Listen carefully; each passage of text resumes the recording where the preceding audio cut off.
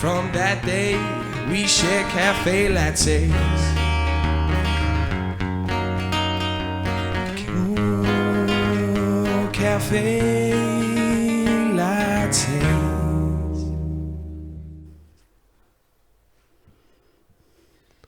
Hello everybody, and welcome to the third episode of Having a Lovely Chat.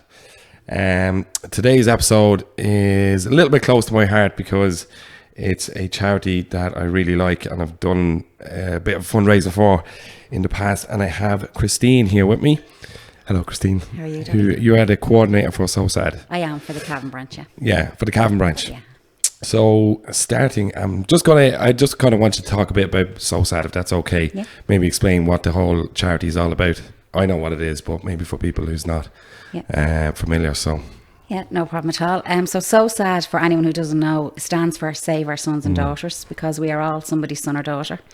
And it was started by a gentleman in Drogheda who lost his own child to suicide at 16 years of age. And when that all happened, his dad had kind of felt that there was no help for them as a family when their son was unwell. Then following their son's death, there was no support for them as a family for someone who had been bereaved by suicide. And then they went through their own mental health struggles, and they also found that the system was crap, to put it bluntly. So he didn't want anyone else to walk the walk they walked as a family. So what started with him in his sitting room with the hall door getting knocked on, people coming in looking for advice, evolved then into SOSAD, one office, and then we have a large number of offices then around the country. So we would have started initially with suicide prevention and real crisis stuff, but now we're our thing is suicide prevention through early intervention is kind of our focal now. You know? Okay, what do you mean by early intervention? I suppose when you think about it logically, if sometimes when people talk about mental health and they talk about the brain, because you can't see it. So if someone breaks their leg and they go to A&E and they get plastered, 6 weeks plaster, they're grand, they're out the door. If they don't do it, it becomes infected, it becomes worse, they might need surgery, and that drags on and on. Same works with mental health. If we get people at the start of their bad mental health journey, try and give them the skill set, talk it out, get the stuff out of their head, learn what works for them, get supports in place, that's the prevention piece. Whereas when you are reaching somebody in crisis, it takes a bigger field of family and people and community to help solve that. Yeah, and would it be just from people getting in touch with you, then you kind of you would take them on and kind of look after them from the start? Yeah. So how do people get in touch? Do you just from all walks of life? From all walks of life, you know what I mean? Like, there's nothing that we at this stage haven't seen. Right. There, people ring and they'd often, an often thing you'd hear is, I'm not bad enough to come to you. No, is something bothering you? Yeah, well then you're bad enough to come to us. Okay. It's not about, it's the very simplest thing that can trigger somebody. Again, you can give 10 people that same problem. 10 people are going to handle it very differently. Some people will be fine, some people won't. Anyone that needs that, just a little bit of additional support. Yeah. That's what it's all about. And there is counsellors and stuff like that. Yeah. There, and it's all free. Well, we have we're hitting, I think, 228 therapists, I think, now. Wow. Was it kind of our last count? And now that's covering the whole of Ireland. We've 6 full-time offices and some outreach offices as well. It is the whole, because I was just looking at the website and there's offices in 6 counties, is it? Yeah. But you cover the whole. We do, you see. That was the beauty of, one of the beautiful things that's supposed to come from COVID. When we got the call to say we were closing up for 2 weeks, we went to phone sessions, video call sessions. That in the sector of therapy was never heard of. And then I suppose when COVID continued on, then the sector itself had to change their approach. Okay. So we have kept that. So we have now clients, again, as of today, clients in 25 counties of Ireland. Oh, that's really good. Yeah. And that would, how is it funded? So this is the thing. This is our thing, right. Yeah. I suppose going back to the very start, because the person who started SOSAD had such a bad experience with the HSE and all that kind of stuff, we kind of kept away from that. And our ethos still to this day, we have a 9 o'clock session in the morning. I was working late last night till 9 o'clock. Our last session was 8 o'clock. So if you go down that generic route, mental health is not 9 to 5 or 10 to 6. Yeah, it it's could be 24 hours a day. I'd say more late night more than a lot of the time as well. And that's why, but not only that, you're accommodating people who are working. And that's one of the things, if you say to somebody who's holding, yourself, you're holding down a full-time job. If I have to say to you, you need to take off between 1 and 2 to come to a counselling session every Tuesday. You're finishing work at 12:30. Again, you get your session at 1. Again, you get back to work at 2:30. You're losing 2 hours of pay. So that's the thing, you're not interfering with that because you need to go to work to continue your good mental health. Of course. So that's why we accommodate them out of hours things. Okay, yeah. Counselling is one of our things, and then we've the phone line. But back to your question there about funding. So we never had any what we call direct government funding. So in fairness to any funding application that we apply for, like we can apply for a couch in the morning, and you will probably 99 times be successful in that grant application. We only need so many couches. Yeah, okay. But we need to keep the doors open. So at the moment we are in the process, we have a submission in for Section 39 funding. We are not guaranteed that, but that's where we are, because living from month to month, like we have definitely found that this year, probably since last summer, since the decline in the economy, people don't have as much money to spend. Everything is going up. It's going up again. So therefore people have less to give to charity. Yeah. So we can't plan. So hence the Section 39 application is in at the moment. Right, okay. And when do you think you might hear about that? Or we don't know. You don't know? Because, have you not got any feedback? We have a meeting with them on the 29th of April. And in fairness, like my boss, when I say to you an application, it gives the impression that it's a 1 or 2 page application. It's not, right? I've done enough grand things, like it's definitely. And we're jumping through hoops here, and we're okay with that. Because as I do kind of simplify it down, when people get frustrated with those application process, which I understand that. But if I was never involved in SOSAD and I was a taxpayer and I'm paying my taxes, I want to know that whoever's looking after my taxes is giving it to a charity that are compliant, who are good governance, who are, so there's a lot of boxes to be ticked. So we did raise a couple of questions about submission. Again, things we're unsure of, and fair play, they came back and they're meeting with our chairperson of the board and our general manager on the 29th. So we're going to kind of ask that question. Okay. Because we have been led to believe that while the application process is in place, that the Minister for Mental Health has the discretion to give us some interim funding. So she can look at our application and say, okay, well, these guys are working on this. They need A, B and C. We need to check C, D and E. And while they're doing that, we'll help them keep the doors open. Right, so okay. And you kind of would that be like a month by month thing as well? Or we actually don't know. Because again, it's brand new for us. Yeah. It really is brand new for us. We are very, very blessed in, there are some. That's serious, but that's serious going to keep that funded purely by donation. And we have done that for 17 years. Like that's serious going. Like, yeah.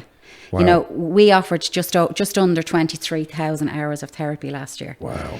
And there is, and again, I am biased, but I am quite factual. No one else is doing that. No other agency is doing that.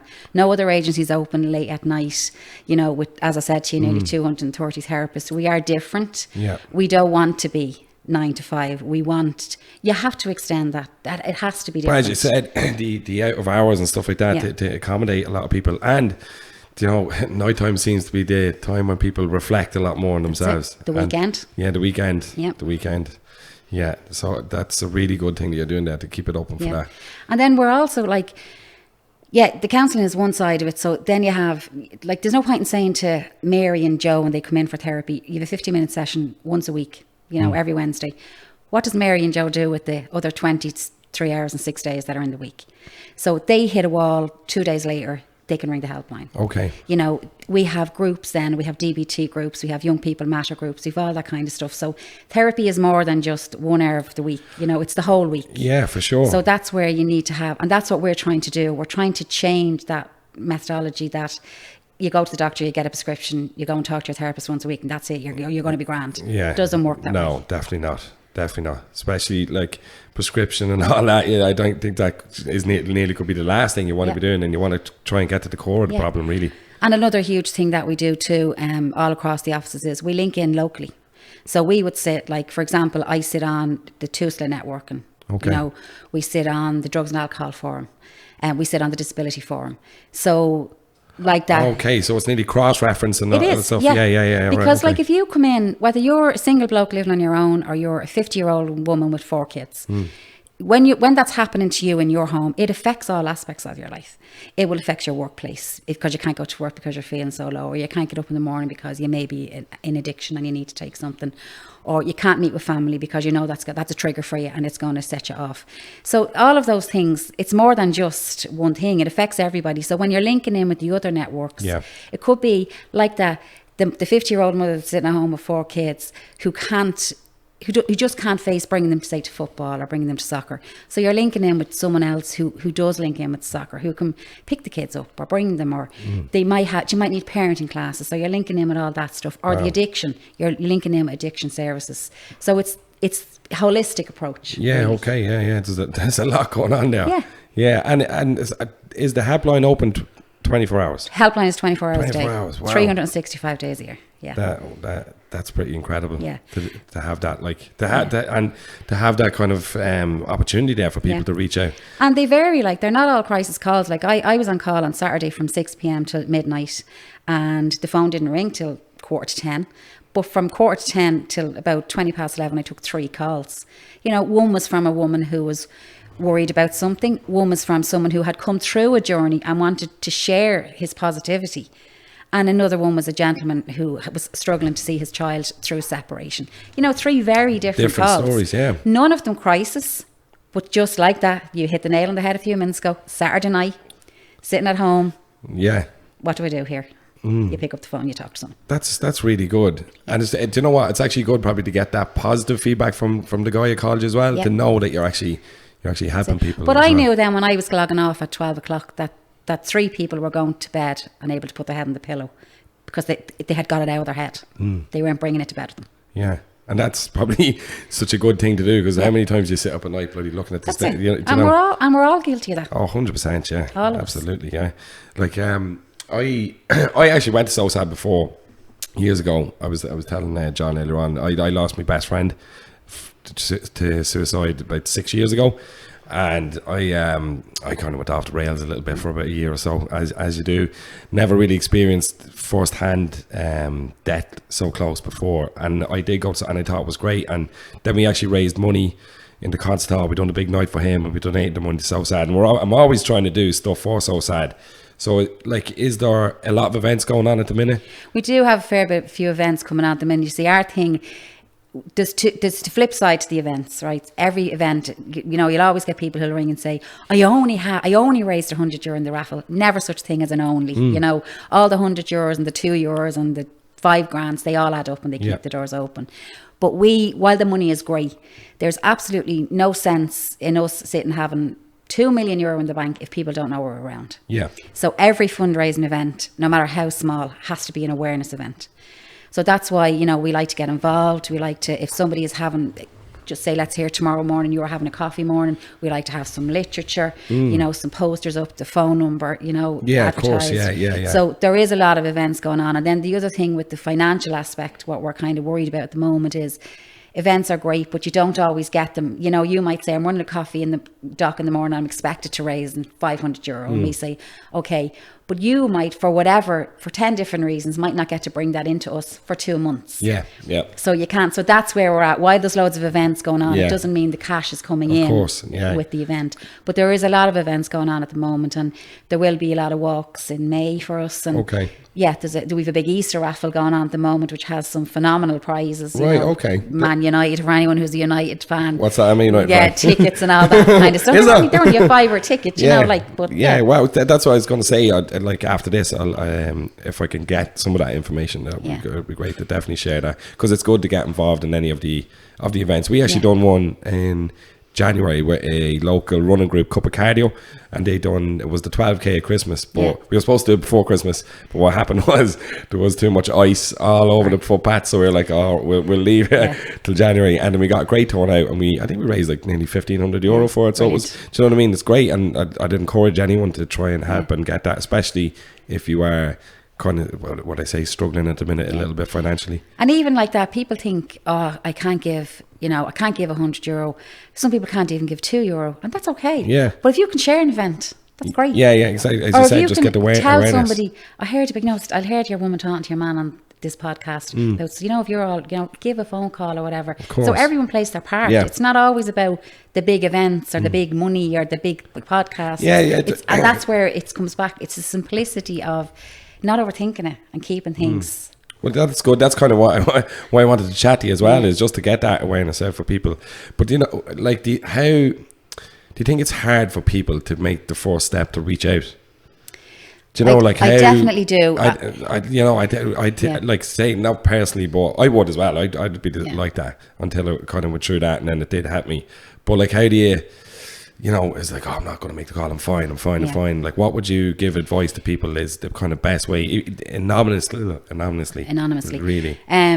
Well, we're working on a new website at the moment, right? So we always had this contact us thing on the website. So you put in your details, the email, you pick whatever office. Again, you can be anywhere in the country, and that office will reach out to you. So the thing is, if you want to make a phone call, and you don't have to give your name. You don't have to give your real name. You can be somebody else on the call if you want to. Every office has an email. So therefore, if you're not confident enough to talk, you can shoot off an email, and you know the procedure will be emailed back to you. I definitely think things have changed. I mean, I remember going to a book launch. A gentleman was giving us a donation. It was 8 years ago when we were in the hotel, local hotel, big hotel. And he said, Jesus, 5 years ago even, you wouldn't have been standing in a hotel with a room full of people talking about suicide. You would have been, you can't do that. No, Jesus, not doing Ireland that. was great for that. And there is still an element of that. And it's probably, I wouldn't even say, again, I mean, I'm 14 years with SOSAD, and I definitely can see it's not the same. And I'm talking about mental health. I'm not talking about SOSAD as it was back then. I definitely don't think there's as much stigma as there was. There's still a little bit, but I definitely think the awareness and that embarrassment thing, like, again, simplify it down. If it was any other part of your body, coming back to the broken leg. And I do sometimes say to group, I do a lot of talks at groups, like, and when you give the example of, if you were at a football match, if it was United and Liverpool and a player went down and his leg was in half, that match would stop. And not only the player belonged to the team, the team belonged to the player, would come over, the other team would come over, make sure they're all right. I'm sure the other physio would come on. Of course, you come together, like, that's, you don't. And why is the same when it's something in your head? Yeah. Like, it's, and the other piece of advice I'd give to people is, if you're the person that's thinking, Christ, I can't make the call, or I can't tell me buddy, or I can't tell me parents, or I can't tell me siblings, or my workmate, whatever it might be, I remember hearing a fella a couple of years ago, we had a small cluster of suicides in Havin, and they were only early 20s. And I remember, I'll never forget him, and he said, I'd rather take 1,000 calls from mates than take one call to hear that someone had passed away. So when you put the shoe on the other foot, because the first thing you'd say is, why didn't you ring me? Yeah. So apply that to yourself when you're going through that. Because your friends are going to say, why didn't you just ring me? Of course, yeah. That's a good way to do it. And because sometimes, and like, it's a bit like the toolbox, I know it's real cliche, but when you're in good headspace, think about what would work for you if you were in a bad headspace. So when the time comes, you don't have to think. You nearly have that decision already made.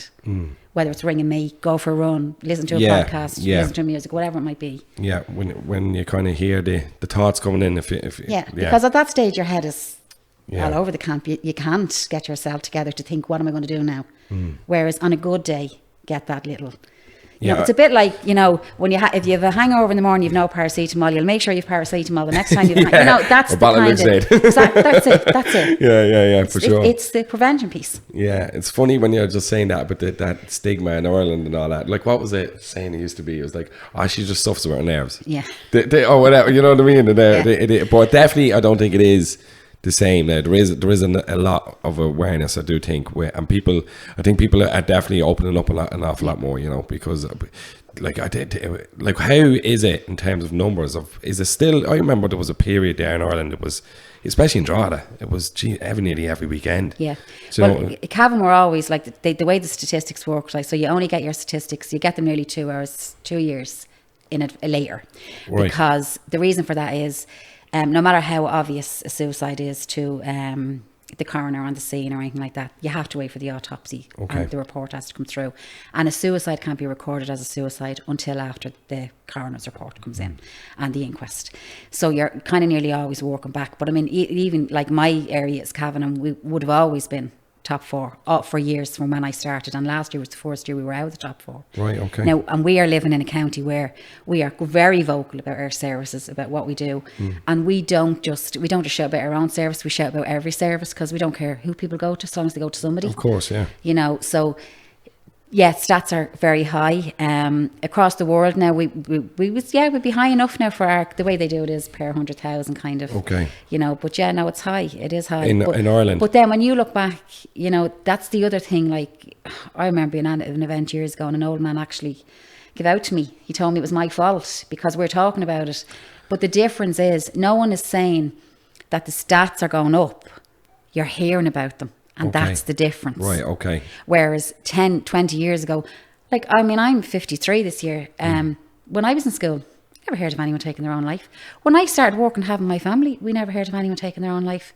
So that's the difference. And I think that's where we need to... It's not that mental health has gotten worse. It's that we're hearing about it. Okay. We're talking about it. We're celebrating the person who has died. It's not this old school, let's bury them and say nothing. Years ago, you could only go halfway up the aisle of the church. You couldn't go straight to the altar if you died by suicide. Yeah. Jeez. It was illegal up to not that long ago. So that's what we need to be, and we need to hold on to that. The tide is changing, and they're the things. And I suppose it's easy for me to say because I'm in the sector. Yeah. But that's what it is. I wouldn't say there's more suicides. We're hearing about them. We're talking about them. Right. We're learning from them. Yeah. Yeah, that's all we can do really is learn and encourage people to talk more about whatever's going on inside your head, Because your own mind can be a scary place sometimes. And we all have it. Yeah, we do. Anyone who tells you they don't is a liar. Every human being getting up, going to work, doing the same thing. Do you know what I think as well? It's a bit of a mad one. In Ireland, I think the weather actually has a bit of it, has an effect on people. Yeah. Well, you're 100%, because I will tell you last week when we had that sunshine, we were very quiet. Buzzing. We were cleaning. Honest to God, you're taking an opportunity to clean the place. It's different. It's mad, isn't it? Because I remember, I'll tell you a quick story on that. Is that a friend of mine, he lives in Barcelona, right? And he come home for a weekend, him and his girlfriend's from Panama. And I met them in the cross for a pint, and I was drinking with her. I was like, oh, hey, do you find Drogheda? And she was like, yeah, it's really nice. She said, the weather's a bit, and she goes, you know what I found a bit strange? And I was like, what? She goes, I was walking over the bridge of Peace, and I seen loads of signs to not kill yourself basically, or ring this bell. She goes, I've never seen that before. Yeah. And I was like, what do you mean? And she's like, no, never. So it was like, that's mad. But you know what the other thing is there now, you as a coffee owner too. So there was a thing done by a survey thing done in Havin there last year. It was done over the period of a lot of months, and local people were invited to what's missing in the town kind of thing, And I was saying, I very rarely drink right now. I enjoy drinking if I'm at a party, but don't really drink. But I work all day. Me friends work all day. If I want to meet one of them in the evening, you're going to a pub. Yeah. You might be going to a hotel, but you're still going to a hotel with a bar. Yeah. You might be sitting in the lobby of the hotel. It's still a bar, right? Now, I can say that that's no problem for me because I don't have a problem with drinking, right? But that's not everybody. So what I said we were missing was a late night coffee shop. Yeah. So it's simple things like that. And again, it's not saying I have to open every night till 10 o'clock. It's saying, you know what, lads, every Tuesday night we're going to be open till 9 o'clock. Yeah. You want to meet a friend for coffee after work. That's what we actually are thinking about that. So you're just ruining the surprise now. We'll give you a pat on the back for that one. Well, yeah, because especially with the bright evening stuff coming in as well. But you're 100% correct, and a good few people have said that to us. We did it, I think, about a year or two ago, and it didn't really. But we were only kind of getting a start, but now they're well established. And I think the whole industry of coffee and drinking, and people aren't drinking as much, and for sure, especially even you do feel like lads do meet for coffee and stuff like that. Oh, absolutely. Again, you see that's where you see the tide turn. Yeah, you do. Yeah. Someone to live in Canada there for a couple of years, and I know when he came home, he was saying what he felt here was, he came home just at COVID, and it was just a crap time for everybody. That, in the winter, it's 4:30, it's dark, you're nearly going home from work, you put on your jammies, you're in front of the telly for the night. Whereas when he was in Canada, when the weather changed like that, you went from going to Grouse Mountain in the grass to see the bears, and that's then turned into a ski slope. Right. So they work with the seasons, so you're not, it changes. As in they've got things to do. Always something to do. That's exactly it. Yeah. Whereas here, you're kind of, everything is shut down because it's dark. Oh, yeah. You're going home, you're lighting the fire and you're having your dinner, and that's you for the night. 100%. And then, but then that becomes that's like all the time. Then you're like, oh, I'm going to go crazy. I need to get out of the house, Yeah. like, you know. And or I think Ireland is poor for that, Yeah. for things to do with the weather. Even with to go somewhere with your kids. If it's Yeah. raining, do you know what I actually Yeah. regretted doing? Right, 2 weeks ago, I think Ruth was working, and I ended up bringing my little 1-year-old to the shopping centre so she could run around. Yeah. And do you know what I mean? At 9 To run off the energy, like, yeah. and it's Yeah. like there's nothing to go and bring your kids there. Like Ireland is just so. And the same applies what we were saying about meeting a friend for coffee. Same Yeah, applies. same If you're thing. at work Yeah, all yeah, day yeah, and yeah. coming home to meeting your kids, like that, you want something for them to do. Maybe a Thursday night. I was thinking a Thursday would be nice. Friday and Saturday probably are going to. But again, you could be right. You could be like on a Friday night, instead of going to the pub, we'll just go for a coffee. So no, I think we'll do it. Yeah. But I mean, like, and again, I'm aware that comes with electricity costs, with staffing costs. Yeah. You know, that's. But it takes But time. it takes time to Yeah. build up. But I do think definitely, like, you know, especially with the bright evens coming out, people don't want to go to the pub, and it's like that. Definitely have a coffee instead. And it could be even like, I mean, I have to say, I can only speak for myself. I'd love nothing more than know that, you know what, me and her are going to meet now every Tuesday night in the coffee dock. Yeah, Because I know they're open till 9. Yeah, for sure. Yeah. I know it'd be a good point to do. The thing is, I don't know whether, like, I don't know if I would drink a coffee so late. Yeah. But you could do a decaf, Yeah, that's and it. hot chocolates and all, and teas and all that kind of stuff. But yeah, So I patent that idea now, so I want 10%, right? 10% goes so sad. But you know, but I mean, it's not, as you said, it's not about the cup of coffee. It could be a bottle of water, but it's about having a space, I suppose, that's not generated by drink. I know, because I you know, I'm sure I'm not the only one, but once you have 1 pint to 2 pints, and then it just. But you know, the other thing, the knock-on effect that is, if you have your daughter there now. Yeah. So if your daughter knew you were going out to meet John, is it? Yeah. Every Thursday night, Daddy, and she could be 3 or 4. Where are you going tonight? I'm going to the pub. I'm meeting John again. So that pattern is in her head. My dad goes to the pub every week. Yeah. So that becomes behaviour for her. Then Yeah. after a while, you know, when her turn comes, I'll go to the pub every Thursday. You know, so you're changing the narrative there as well for the generation that's coming up.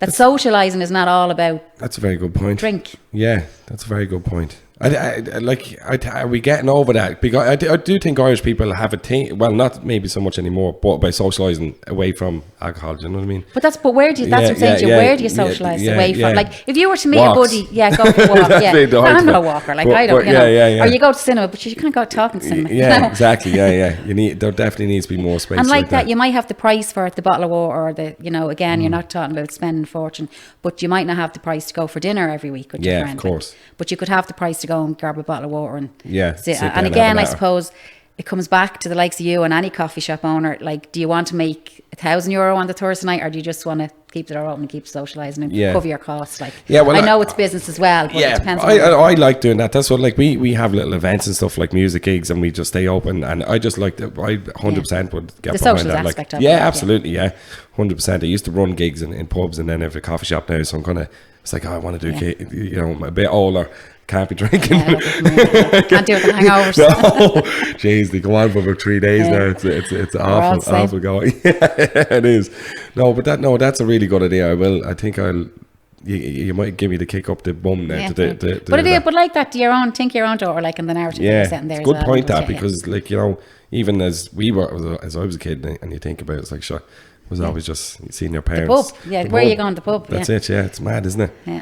It's different. It's changed, and that's where it's changing. Yeah, it's definitely changing. And you kind of have that, like, it's so good that and so sad to, you know, it's not just you're going to see like a counsellor to talk. You're kind of giving them all sorts of ways to help themselves. Like, you know, and it is about 95% of people are engaging and ready to take all that stuff on. You do have people who may have had long-term mental health, and you might have, again, coming back to the old school of, you go to the doctor, sure, what's he doing? He's rewriting the prescription for you. May never have looked at your medication. So when someone comes into us and you have that old school mentality of, well, sure, I'm on this, I'm on this medication now. If you're even saying to us, I'm on this medication 2 years, well, you're going back to your doctor to have that reviewed, like. Okay. Because now you're doing the talk therapy along with that. It's not just about, and if you have the old school style of, I'm on this medication 10 years, well, you're definitely going back to your doctor, like, with your GP to get, full assessment done, bloods, health. You've changed. Why are you still on the same dosage that you were 10 years ago? Okay. That kind of thing. Yeah. That old thing of writing the prescription as you said, that language of the madhouse and her nerves and all that stuff, we're years from that. Yeah, it's great. Yeah, it is definitely. Yeah, it's good that we have it. It's a bit like, I remember one woman saying to me something about Havin General Hospital and the psychiatric unit, but it was never the psychiatric unit, it was downstairs. She's downstairs. Right, but everybody knew what that meant. Right, yeah. It's mad, isn't it? It is just when you think of how things have changed, but no, but there definitely is 100% more awareness now around like society, which is great. And so what is the big event? So I was going to say about Pieta House, they have got the darkness into light. What have you, is there anything similar to that for SOSAD, or would you work with them? Or no, we don't work with them. They see, they're again a little bit different than us. They offer a set amount of sessions and that kind of stuff, and they work mostly with people at crisis point. Again, it comes down to funding, and I'm sure they'd love to have offices all over the place and see everybody. They can't do that either. So I suppose working hand in hand with that. But I suppose there's a lot of public stuff in relation to their money and their salaries and stuff like that. We don't have that. We've a very, very small salary bill. So what we have seen over the last number of years is people will do a walk, on the night of the same date, but they will come in and donate to us. We wouldn't necessarily be organising that. Other people organise stuff like that. So like that's on, we've the raffle on, there's tractor events on and truck events and, lighting up the nights and stuff like that. There'll be a lot of bits and pieces going on. And is that all to help to get this, I think I've seen a fundraiser like on LMFM recently. Yeah, so we have a GoFundMe on. Yeah. So is that they get... the GoFundMe is direct donation, so that's where you'll see that figure going up. Okay. The other events that will just go into the bank account. So there's always, people have been very good. We did have 2 massive donations, corporate donations last month that helped us through that. Deadly. People see, if you walk across to the Drogheda office, to the naked eye, you see Carmel behind the desk, and you say, Carmel's probably getting paid our wages, and the rent has to be paid. There's huge background bills that we have to pay, and people don't realise that. And so when people think, we raised $2,000, or they're all right now for a while. No, we have a background staff that have to be paid. We've rates, we've electricity, you've light, you've all the stuff you can see. But then we have like our systems, like our programming systems, and all of that stuff that we have to be compliant with. And without them, you're not compliant. So all that stuff has to be paid for. Phone lines, we have a free phone line. It has to be paid for. Yeah, for sure. Like, I don't know if you're allowed to, but do you know a rough cost of what it is? Or do you don't? It's roughly approximately €65,000 a month to run SOSAD Ireland. Now, when you put that into perspective at the quantity of clients we're seeing, like we've over 800 clients. Wow. It's a drop in the ocean. Yeah, for sure, Like it's really nothing. Wow. For the service we're providing. Yeah, 24 hours. And our question to the minister, like when we met in Leinster House, was if the worst was to come to the worst and we had to close tomorrow, who's taking on those hours? Because every sector, again, coming back to what we said about everyone talking now about mental health, any sector who's providing mental health care is inundated. Yeah, They're for under sure. pressure. So there's nobody to fulfill those hours for us. Which is it's good that everyone is so busy, because again, it's changing tide. Yeah. But good and bad. Yeah. In a way. We are looking after. We need our clients looked after, and they're our priority. And what is the feedback from the ministers? We have been told that they don't want. They're saying they can't close, which we would 100% be in agreement with, and they're saying that they want to help us and they want to support us. So the way Section 39 works is they might come to us and say. Now, again, I'm surmising here. We've no evidence of what she's going to say to us, but the way it normally works is, so we had to say 23,000 hours of therapy last year. They might say, okay, this is your first year to receive Section 39. We'll cover the cost of 1,000 hours of therapy. Okay. See how you get on, review it next year. They might say, we're not happy with your service, which we know they won't, because we are compliant in every capacity there is. And then they come back the next year and say, they might cover 2,000 hours of therapy. Right. You never get 100% funding, you get proportionate funding, which means the fundraising, the awareness, all that stuff still has to go on. Yeah, for sure. But it takes the pressure off. Yeah, okay. It's a bit of a helping hand. So. Because you're kind of, like, we have spent the last 5 weeks, like I'm part of the senior management team, and our last 4 months have been about finance. Okay. It shouldn't be about finance. No, yeah, no, that's you don't want that. It's nearly the last thing you want to be talking about. Now, we're very blessed that the team beneath us are, phenomenal people. So every client is looked after to the max still. But I don't want to be. worrying about, are we able to pay the rent this month? Are we able to pay salaries this month? I want to be going, what service can we open out? What's needed in the community? Of course, just going out what's helping lacking, people. You want to be adding. For sure, yeah. And what do you think, what do you think it is the reason why? Is it just a broad range of reasons why people, or is there something that's standing out at the minute of why people are kind of reaching out to SOSAD? And I think it's combination. I think people are reaching out. Do you mean financially now, or for support? No, I mean for the actual people reaching out for help. Yeah, I think the tide has turned. I think people are listening. Yeah. People are, now again, unfortunately, we still have suicides. We still, I don't think that will ever be alleviated, because I think that's just the nature of us as human beings. Yeah. But I think people are listening. The prevention piece, they're thinking about that. This is not just 1 hour a week. They can link in with other agencies. We can get, more supports in place for people. I definitely think it's not the same as it was years ago. People are looking at their mental health the same way they look at their physical health. Yeah. We can't be banging on as a nation, as a world. I wouldn't even just say Ireland, as a world about, you have to eat healthy and you have to you have to get 10,000 steps in, eat your 5 a day and all that, and then not look after your head. Of course, yeah. You can be the fittest and fiddle in the world and the best runner and the fastest runner, and then go to bed and your mind just goes bananas.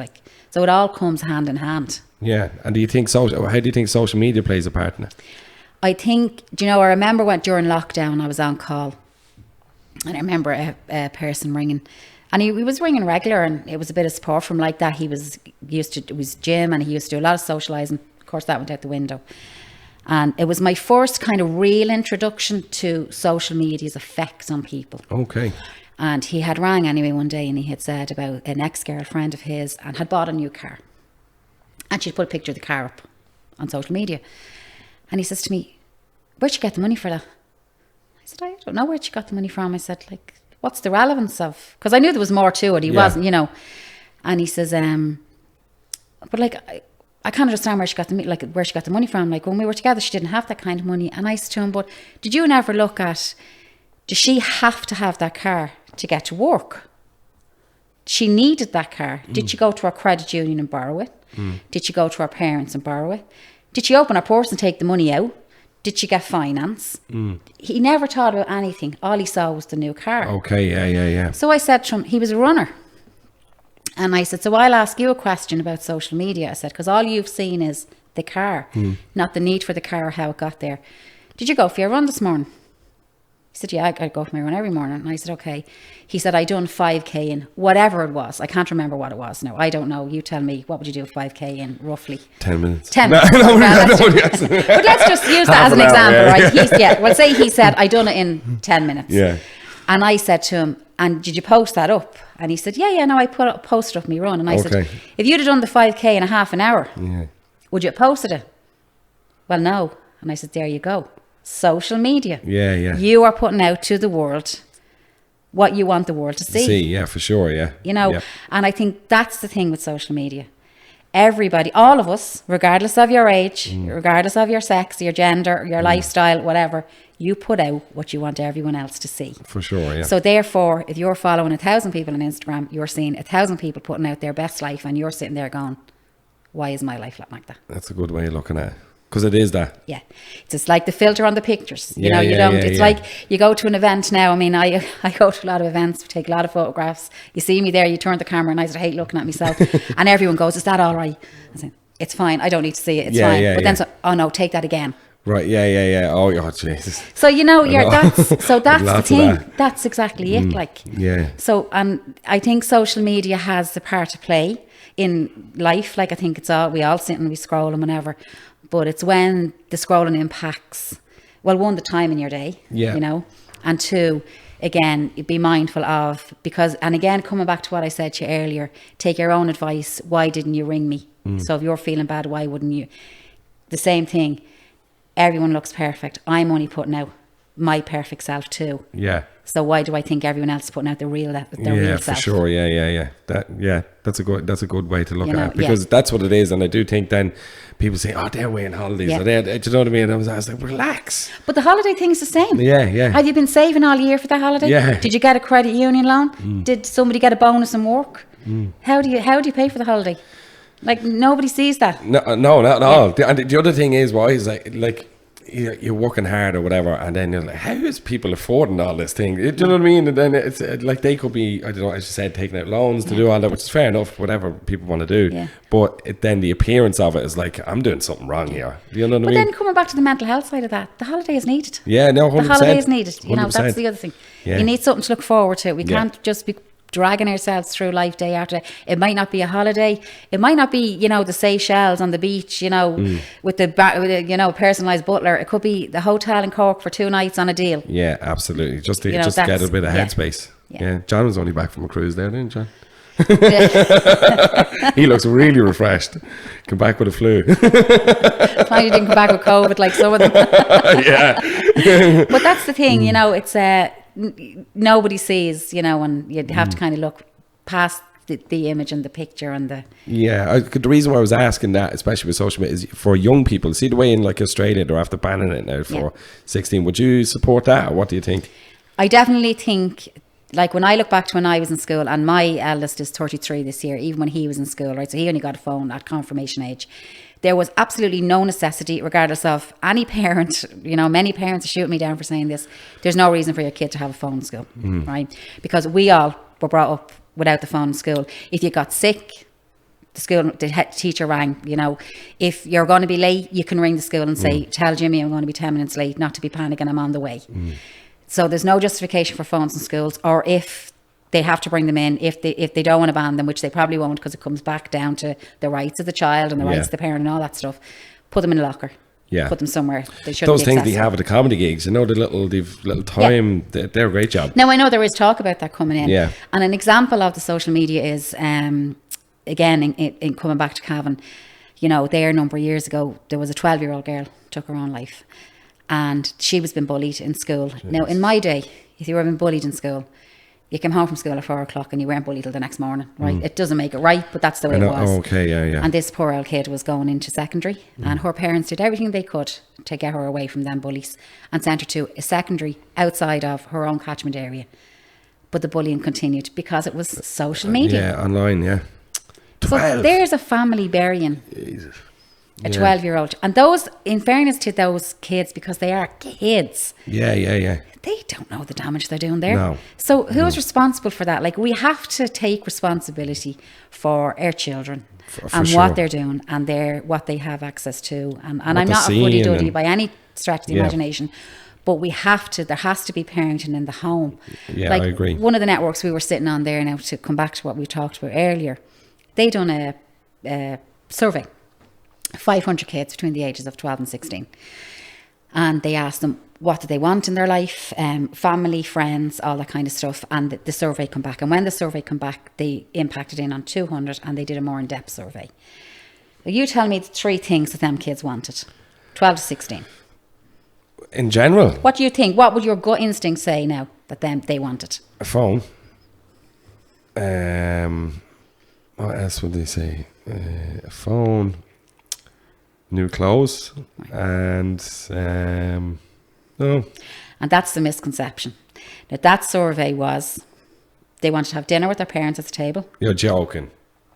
They wanted their parents to know their friends. And they wanted their parents to know their friends' parents. Right? Right, yeah. So when we bring that survey, that's a factual based survey. It's done through the research thing through Trinity College. It's not a gimmicky, it's factual. Wow.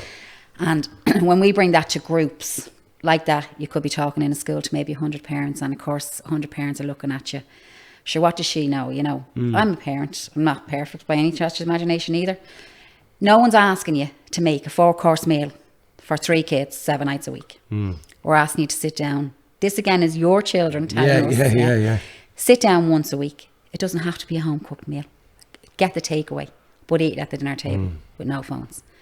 You know, like I remember Steve from Sipsy saying to the parents one night, why don't you get your kids engaged in preparing the dinner?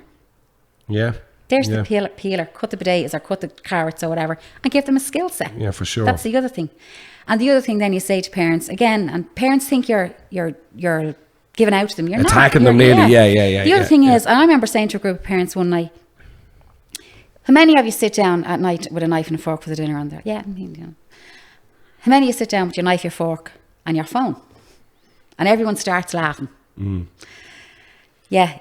And how I'm many not is, yeah? Yeah. And how many is give out when the kids sit down with their phone and halfway through the dinner they pick it up? Oh, 100%. Get that out the table. That's it. Yeah, yeah. Learned behaviour. Yeah. Why are we asking our kids to don't use your phone at the table, don't answer the call, get Yeah, off for the... sure. When we're doing, you get up from the table to go to the loo, what do? You pick the phone up and you bring it with you. Oh, yeah. Yeah. There for 10 minutes, reflection. And that's, exactly, but that's why we need to take responsibility for that. Like, we can't be giving out to the kids. Yeah, that's it. Like, I also remember, God, one night talking to a fella again from SIPSI. So SIPSI is the children, young people and adults group and thing. And he said... would that be low? Like, yeah, they'd be everywhere. They'd be in every county, okay, SIPSI, you know. Yeah. And he said, the woman was saying, what do you want me to do? And he said, who pays the bill? She says, well, I pay the bill. Who pays the Wi-Fi? I pay the Wi-Fi. Well, if you're telling him to get off the phone at 10 o'clock and he won't get off it, you pull out the Wi-Fi. Yeah. Or you stop paying the bill. Again, you can't be letting a 14 and 15-year-old kid telling you, I'm not coming off my phone. Yeah, for sure. No, yeah, you're still a child. Yeah, You know? absolutely. And I remember one night as well, we done a lot of things. After that spout of suicide, we did a lot of, there was a lot of drugs involved. And we did a range of talks with one of the drugs Garda fella from Cavan Monaghan. And I remember Mick sitting at the thing. And it's great learning when you see someone else doing something, how it stays with you. And there's a woman sitting in the audience amongst another group of parents. And he said to her, if I was to tell you, she was giving out, he had said something, she was giving out. So of course he knew what he was doing, he's playing the game. And he said to her, if I was to tell you, the fella sitting to your right was a paedophile, would you sit there? She said, don't be not, you're winding me up now. She said, of course I wouldn't sit here. He said, no, he said, hear me out. If I told you the fella to sit to your left, he said, was a drug dealer, would you sit there? She said, well, come, get to the point. She said, what are you trying to say? And he said, would you allow your child with unrestricted access to go to bed every night with their phone, where they have all of that at the touch of a button? Yeah, wow. And then you were saying, no, I'm okay with my kid bringing the phone upstairs to bed at night. Yeah. Again, we as a society, it's responsibility. have to take, It is. Yeah. Rather than waiting on like governments and legislation and all that kind of crack. I mean, just it comes back to the home. It comes back to it does. And I know, come here, every parent, you're trying to hold down a job, you're trying to get the kids they want, you're exhausted, you're coming home, you're doing homework, you're doing washing, you're making dinners, you're trying to get them to bed, you're trying to get the lunches ready for the next day. I'm not saying it's easy. Yeah. But if you need to find somewhere, if you can't find it in your day, find it in your week to sit with your kids and say, yeah, that's mad. That's crazy. That what. And I know finding that half an hour, I'm not saying it's easy. Yeah. I know it's hard, especially the weekend. You've football, you've dancing, you've swimming, you've everything. People running around I know with that. jokes. Yeah. Or even if it was on the way to training or on the way to the match, no phones, let's have a yap in the car. Yeah, for sure.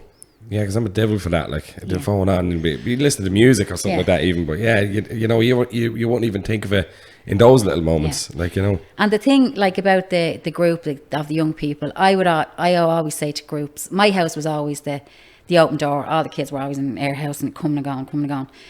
When you're saying to the young people about, you know, who can you talk to when you're feeling upset or you're not feeling yourself, the usual suspects are your teacher, your principal, your coach.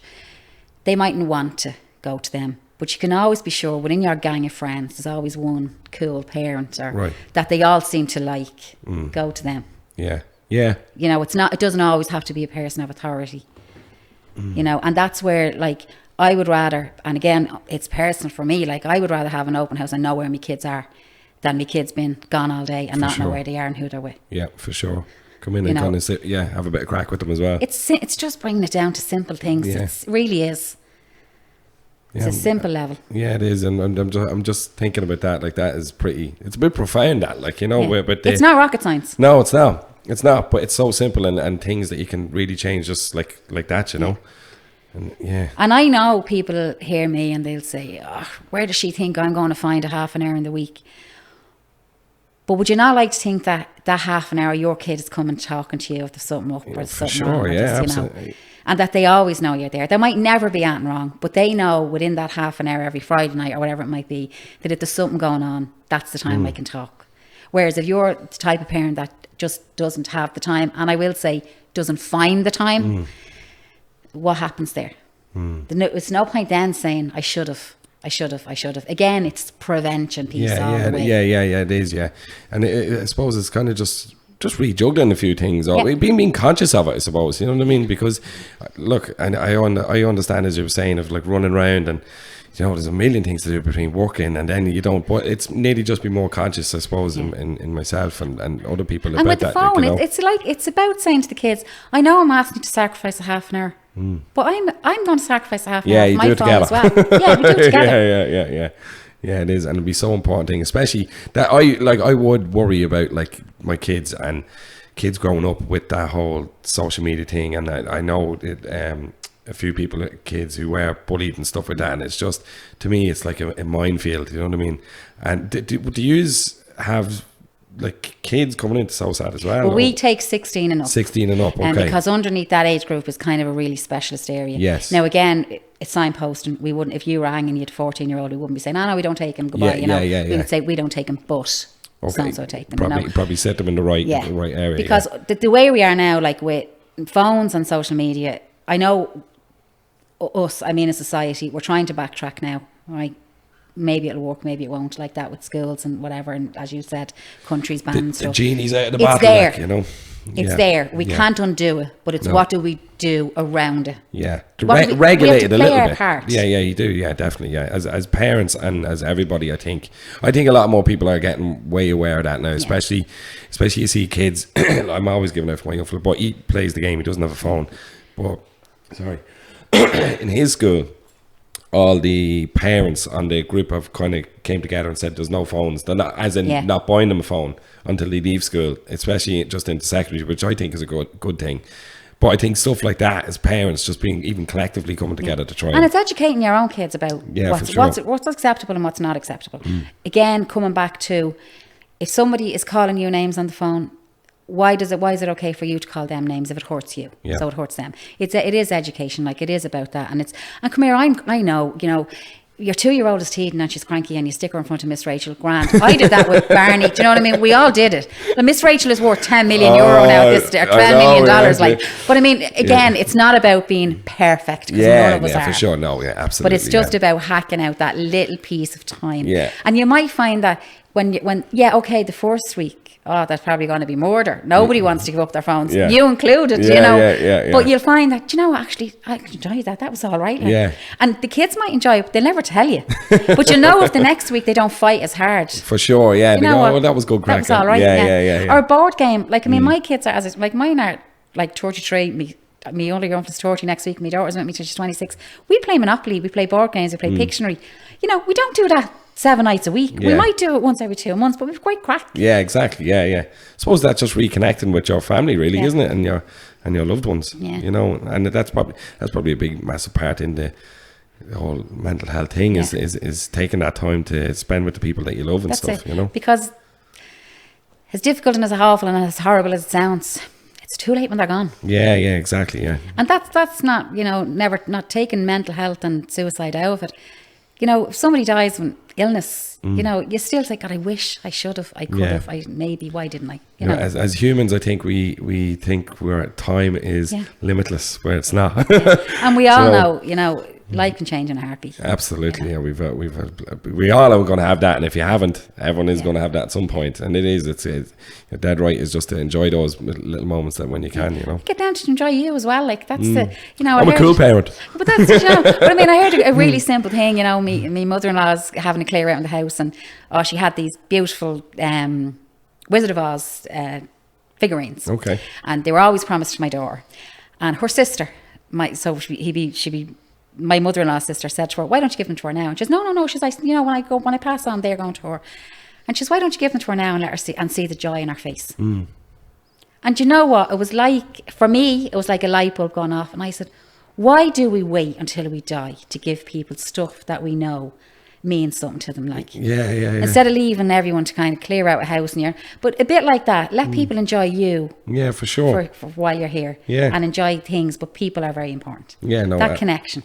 Yeah, and that is the thing. I think, like, community and you know, it all kind of ties in with everything. Do you know what I mean? Which I love now is all these like running clubs and stuff like that are all starting. It's such a great way for people to kind of get together, socialise away from you know, not drinking and stuff like that. And it's more power to people and people like yourself who are helping people do that. I just think it's great, and I really like getting behind that kind of stuff, you know. But it's great to see that, like, I suppose again the everyday stuff is the running, the fitness, the GAA, that kind of stuff. But like, not everyone plays GAA. Not everyone wants to go running. No. A bit like not everyone wants to go for a pint. People want to go for a coffee or tea or whatever. But like, we would see, like, we have an event now in Cavan, a group are after coming to us. They're musicians, Sing For Me they're called, and they would have always done musical stuff. But they were saying not everyone likes music. So they're doing a car thing. They're doing cars and coffee is what it's called. Oh, yeah. So it's for anyone it's who's... so weird you mentioned that. Yeah, Literally, my niece said that to me today. About cars and coffee. Yeah, but that's it. Like, because not everyone wants to play sport. Not everyone wants fitness. Not everyone wants a gargle. Not everyone wants to, you know, walk the beach and pick stuff. So it's finding a little niche for everybody. And for yourself, whoever's listening out there, to find a thing. What works for you. Because what works for you won't work for someone else. Exactly. And vice versa. Yeah. But Christine, I think that's pretty much everything. And thanks very much for coming in. Is there anything you want to say, or where people can go check out SOSAD and the website? Yeah, I the suppose fundraiser? The fundraising, we are so appreciative. Like that, I said to you, we're 17 years. Without the public, we wouldn't be here, and we've done phenomenal work. We are trying to progress and evolve our services. Trying to always find out what's missing, what people need. Again, because we're changing as people. You know, our GoFundMe is there. It's on the website. It's on all of our socials. But the biggest thing is, you know, our free phone number is 1800 901 909. And if anyone wants, we're there, and you reach out. And 24 hours. 24 hours. And we are very, very lucky in, you know, our process for coming into counselling is very quick. And we guarantee a phenomenal service. Yeah. Again, I'm biased, but we 100%. Do. And I will be opening up late one of the evenings for Christine. And listen, thanks very much for the invitation. No problem. It's a privilege. No, thanks very much. Thanking you. See you then. Cheers. Take care. See you.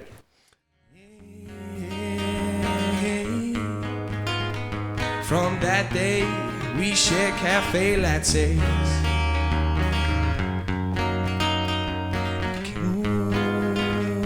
Cafe.